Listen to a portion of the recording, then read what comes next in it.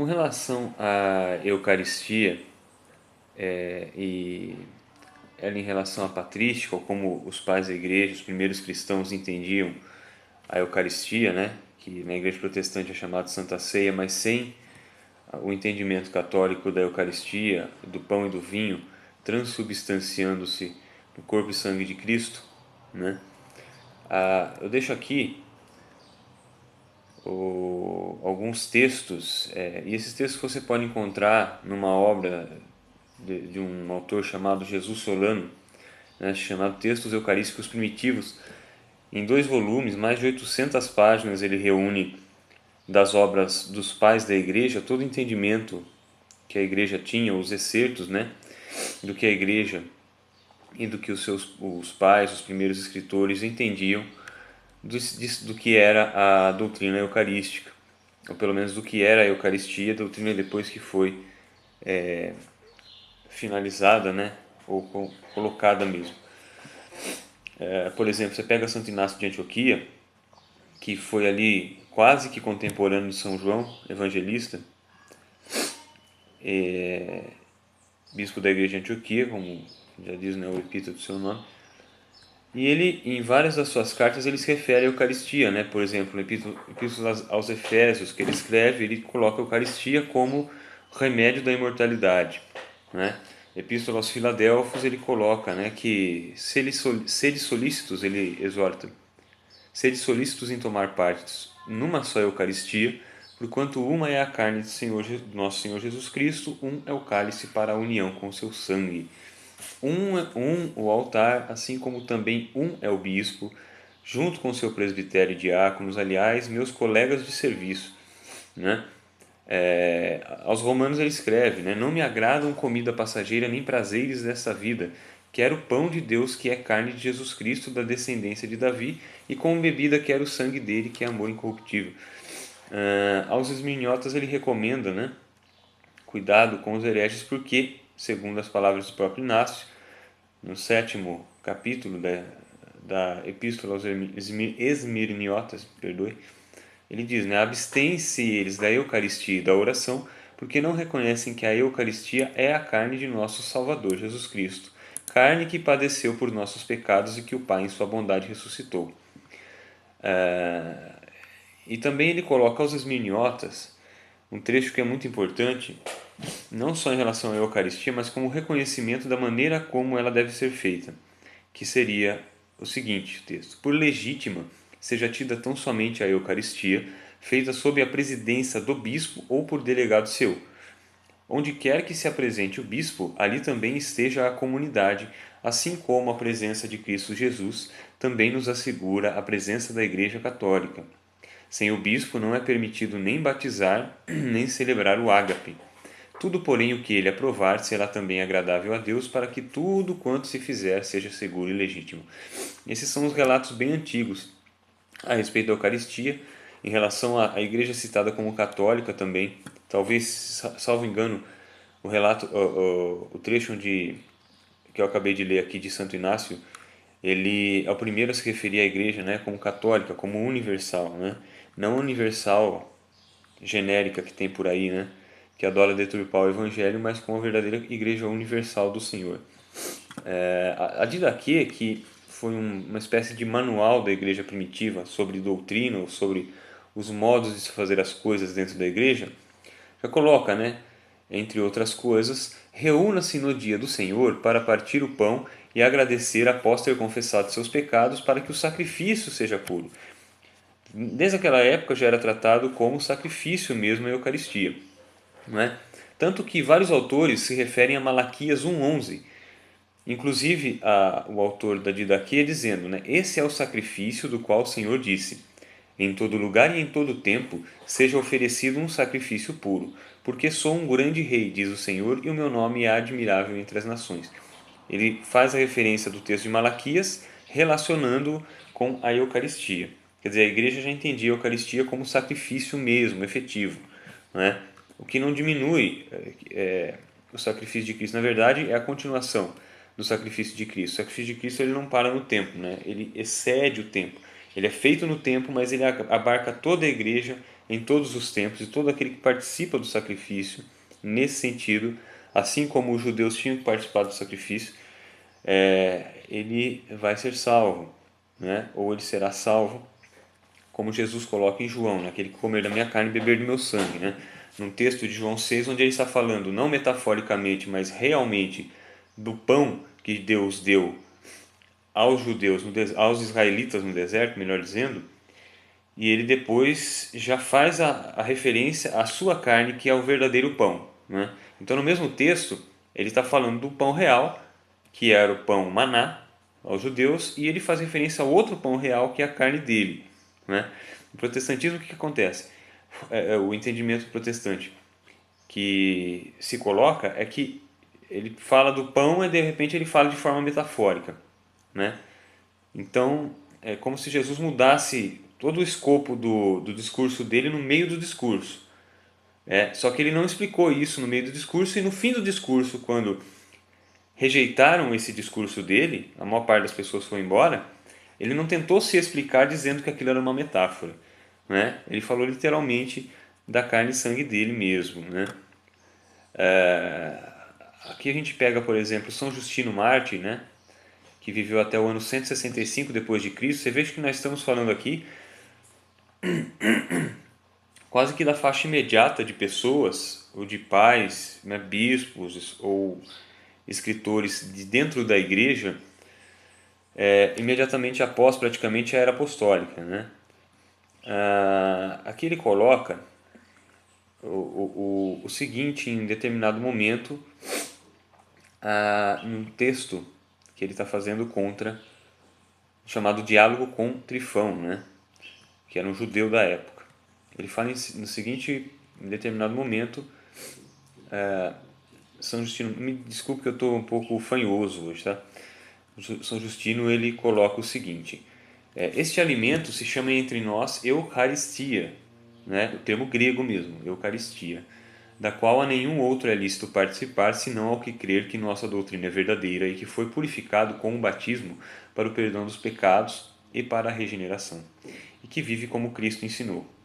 Porque estas coisas não as tomamos como pão comum nem bebida comum, mas ao contrário, assim como o Verbo de Deus, havendo encarnado em Jesus Cristo, nosso Salvador, se tornou carne e sangue para a nossa salvação, assim também nos é ensinado que o alimento eucaristizado mediante a palavra de nossa oração precedente dele, o alimento de que nossa carne e nosso sangue se nutrem com arranjo para a nossa transformação, é a carne e o sangue daquele Jesus que se encarnou, não é?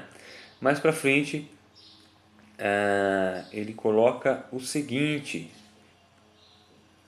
de novo fazendo referência a Malaquias. Você vê que essa referência a Malaquias ela era um entendimento geral da igreja. Malaquias ali 1:11 ele faz referência a sacrifícios que seriam feitos no mundo todo.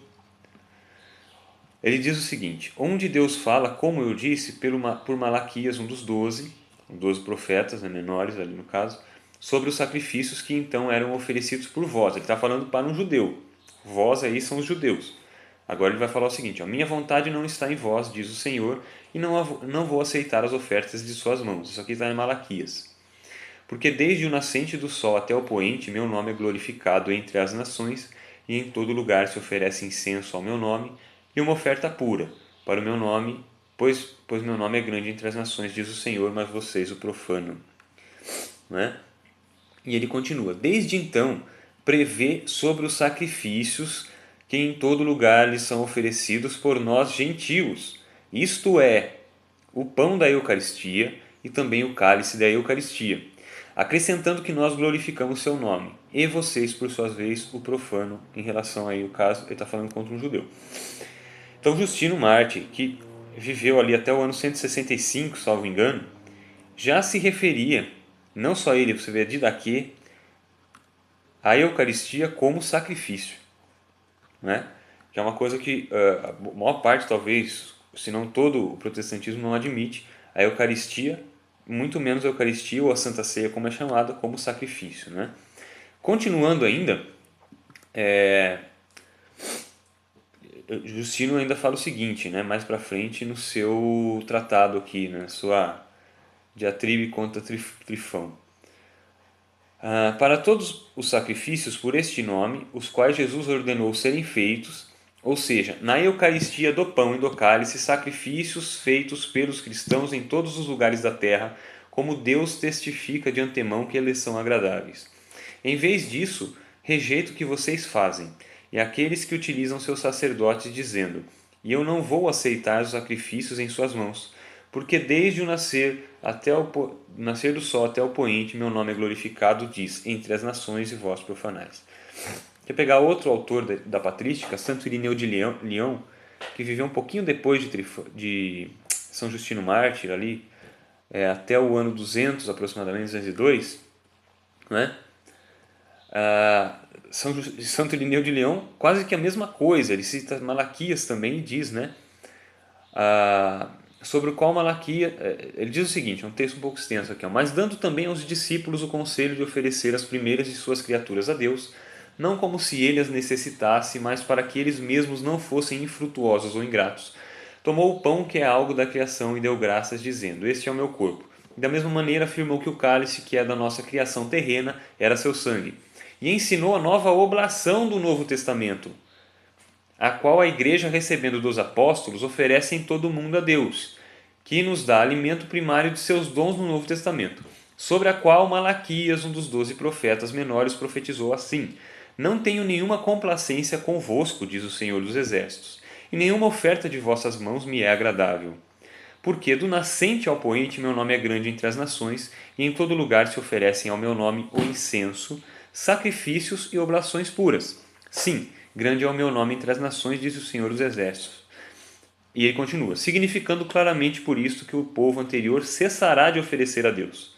Porque em todo lugar se oferecerá sacrifícios a ele, e este será puro, e seu nome é glorificado entre os povos. Eu poderia me delongar e ir até o final da patrística, no século VIII. Tá? Tem textos em abundância mostrando que os pais da igreja, o entendimento da igreja, desde os primeiros séculos, era da Eucaristia como sacrifício, ou seja, como carne e sangue de nosso Senhor Jesus Cristo. Não outro sacrifício que não da cruz. Agora, o da cruz estendido no tempo, o mesmo sacrifício estendido no tempo. Eu sei que é um pouco difícil de compreender isso. A mentalidade modernizada, ela quase que não aceita esse tipo de explicação sobrenaturalizante. Mas é isso que acontece. O sacrifício de Cristo, que ele é feito na cruz, ao mesmo tempo, né?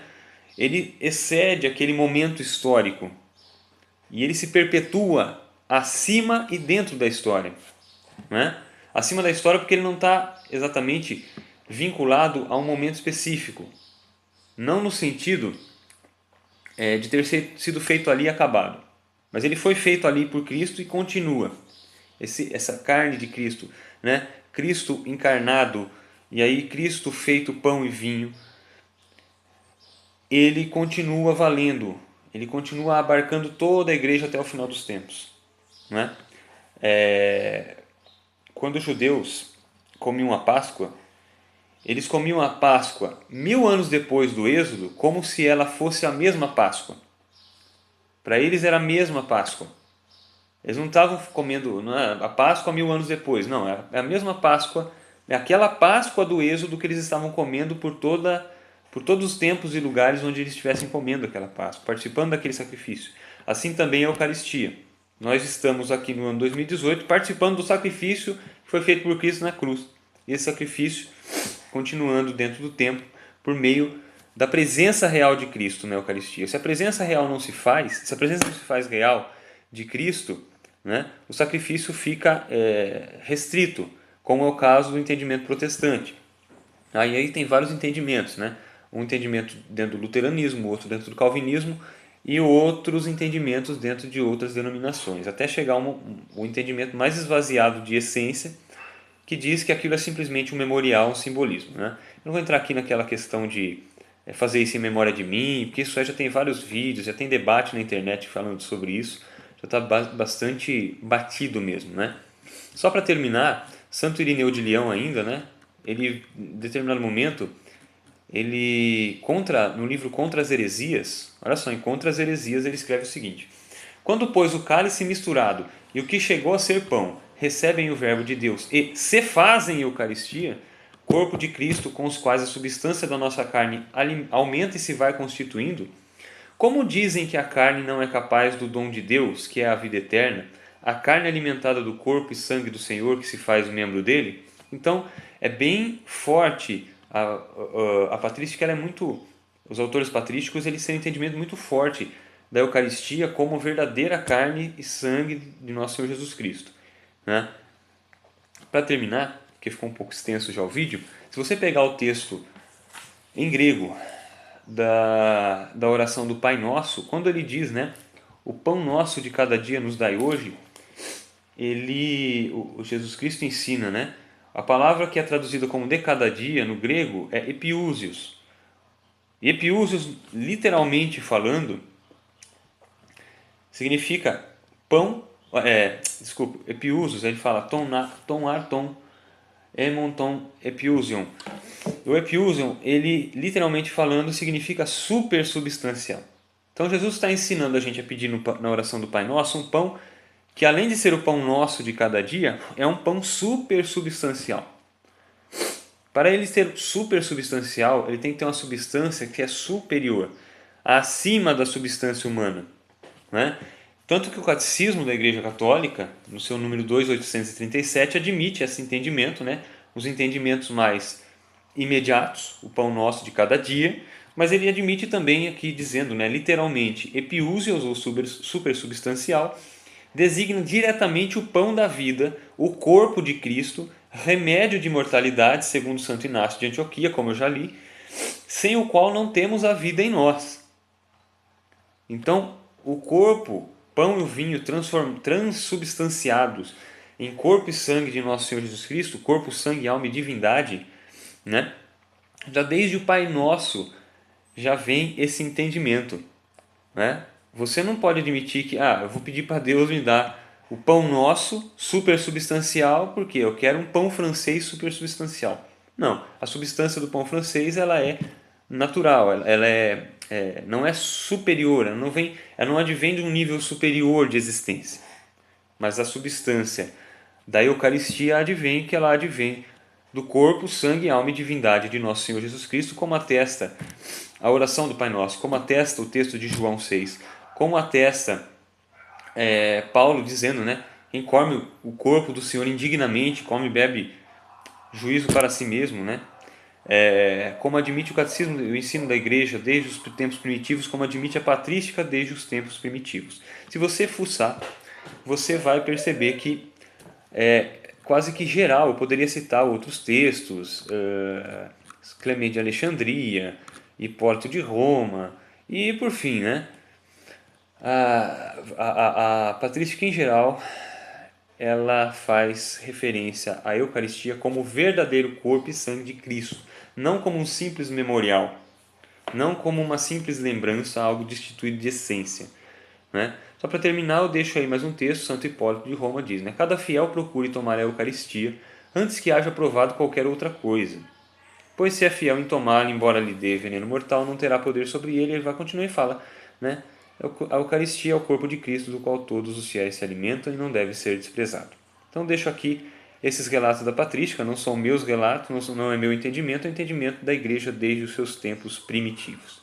Ok? Deus abençoe a todos, fique com Deus, até mais.